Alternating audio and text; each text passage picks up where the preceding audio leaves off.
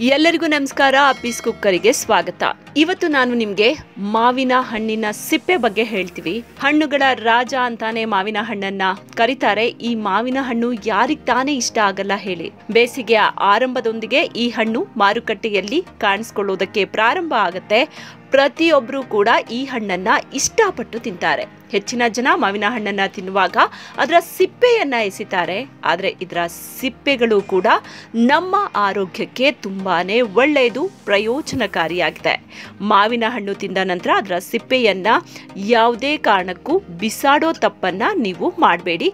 ಯಾಕೆ ಏನು ಅನ್ನೋದನ್ನ ಇವತ್ತಿನ ಎಪಿಸೋಡ್ನಲ್ಲಿ ನಾನು ನಿಮಗೆ ಡಿಟೇಲ್ ಆಗಿ ಹೇಳ್ತಾ ಹೋಗ್ತೀನಿ. ಮಾವಿನ ಹಣ್ಣಿನ ಸಿಪ್ಪೆಯನ್ನ ತಿಂದ್ರೆ ಮಾವಿನ ಹಣ್ಣಿನ ರುಚಿ ಕೆಡುತ್ತೆ ಅನ್ನೋ ಅಭಿಪ್ರಾಯ ಕೆಲವರಲ್ಲಿದೆ. ಆದ್ರೆ ಇದನ್ನ ತಿನ್ನೋದ್ರಿಂದ ಆರೋಗ್ಯಕ್ಕೆ ತುಂಬಾನೇ ಪ್ರಯೋಜನ ಇದೆ. ತಜ್ಞರ ಪ್ರಕಾರ ಆಂಟಿ ಆಕ್ಸಿಡೆಂಟ್ ಗುಣಲಕ್ಷಣಗಳು ಮಾವಿನ ಸಿಪ್ಪೆಯಲ್ಲಿ ಹೆಚ್ಚಾಗಿ ಕಂಡು ಬರುತ್ತೆ. ಇದು ಕ್ಯಾನ್ಸರ್ ನಿಂದ ನಮ್ಮನ್ನ ರಕ್ಷಿಸುತ್ತೆ. ಮಾವಿನ ಸಿಪ್ಪೆಯನ್ನ ತಿಂದ್ರೆ ನಮ್ಮನ್ನ ಕ್ಯಾನ್ಸರ್ ನಿಂದ ಅದು ರಕ್ಷಣೆ ಮಾಡುತ್ತೆ.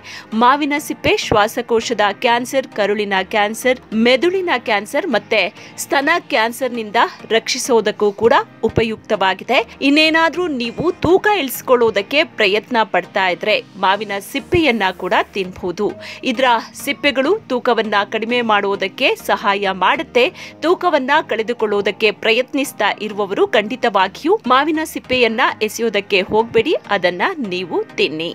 ಅಷ್ಟೇ ಅಲ್ಲ, ನಮ್ಮ ಮುಖದ ಸುಕ್ಕು ನಿವಾರಣೆಯನ್ನ ಮಾಡುತ್ತೆ ಮಾವಿನ ಸಿಪ್ಪೆ. ಚಿಕ್ಕ ವಯಸ್ಸಿನಲ್ಲಿ ಮುಖ ಸುಕ್ಕಾಗಿ ವಯಸ್ಸಾದಂತೆ ಕಾಣ್ತಾ ಇದೆ ಅಂತ ಅಂದ್ರೆ ಮಾವಿನ ಸಿಪ್ಪೆಯ ಪೇಸ್ಟ್ ಅನ್ನ ಮಾಡಿ ಮುಖಕ್ಕೆ ಹಚ್ಚಬಹುದು. ಇನ್ನು ಮೊಡವೆಯನ್ನ ನಿವಾರಣೆ ಮಾಡುತ್ತೆ. ಮುಖದ ಮೇಲೆ ಮೊಡವೆ ಆದ್ರೆ ಏನೋ ಒಂದ್ ರೀತಿ ಮುಜುಗರ, ಮುಖದ ಅಂದವೇ ಹಾಳಾಗುತ್ತೆ. ಇದಕ್ಕೂ ಕೂಡ ಮಾವಿನ ಹಣ್ಣಿನ ಸಿಪ್ಪೆ ತುಂಬಾ ಒಳ್ಳೇದು. ಅದನ್ನ ಹೇಗ್ ಮಾಡ್ಬೇಕು ಅನ್ನೋದನ್ನ ನಾನು ನೆಕ್ಸ್ಟ್ ಎಪಿಸೋಡ್ ನಲ್ಲಿ ನಿಮ್ಗೆ ತಿಳಿಸ್ಕೊಡ್ತೀನಿ. ಇದರಲ್ಲಿ ರೋಗ ನಿರೋಧಕ ಶಕ್ತಿ ತುಂಬಾನೇ ಇದೆ ಮಾವಿನ ಸಿಪ್ಪೆಯಲ್ಲಿ. ಹಾಗಾಗಿ ಇದನ್ನ ತಿನ್ನೋದ್ರಿಂದ ಯಾವುದೇ ಒಂದು ಸೋಂಕು ನಮ್ಮ ಹತ್ರ ಸುಳಿಯದಂತೆ ತಡೆಗಟ್ಟುತ್ತೆ, ರೋಗ ನಿರೋಧಕ ಶಕ್ತಿಯನ್ನ ಹೆಚ್ಚಿಸುತ್ತೆ. ಹೀಗಾಗಿ ಮಾವಿನ ಸಿಪ್ಪೆಯನ್ನ ನಾವು ಸೇವಿಸಬೇಕು. ಮತ್ತೆ ತೂಕ, ಈಗಾಗಲೇ ಹೇಳಿದೆ, ತೂಕ ಇಳಿಕೆಗೂ ಕೂಡ ಸಹಾಯ ಮಾಡುತ್ತೆ ಅಂತ.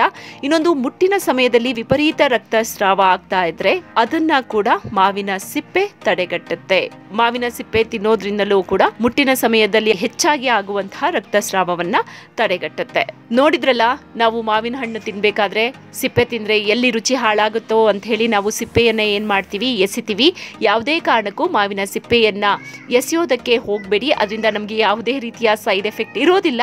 ಇದರಿಂದ ನಮ್ಗೆ ಹೆಲ್ಪ್ ಆಗುತ್ತೆ, ರೋಗ ನಿರೋಧಕ ಶಕ್ತಿ ಹೆಚ್ಚುತ್ತೆ, ಜೊತೆಗೆ ನಮ್ಮ ಆರೋಗ್ಯ ಚೆನ್ನಾಗಿರುತ್ತೆ. ಅದಕ್ಕೆ ಮಾವಿನ ಸಿಪ್ಪೆಯನ್ನ ಯಾವುದೇ ಕಾರಣಕ್ಕೂ ಎಸೆಯೋದಕ್ಕೆ ಹೋಗ್ಬೇಡಿ. ಅದನ್ನ ಮರೀದೆ ತಿನ್ನಿ. ಮತ್ತೊಂದು ವಿಡಿಯೋದೊಂದಿಗೆ ನಿಮ್ಮ ಮುಂದೆ ಮತ್ತೆ ಹಾಜರಾಗ್ತೀನಿ. ನನ್ನ ವಿಡಿಯೋ ನಿಮ್ಗೆ ಇಷ್ಟ ಆಯ್ತು ಅಂತಂದ್ರೆ ಆದಷ್ಟು ಶೇರ್ ಮಾಡಿ, ಲೈಕ್ ಮಾಡಿ, ಸಪೋರ್ಟ್ ಮಾಡಿ. ಧನ್ಯವಾದಗಳು.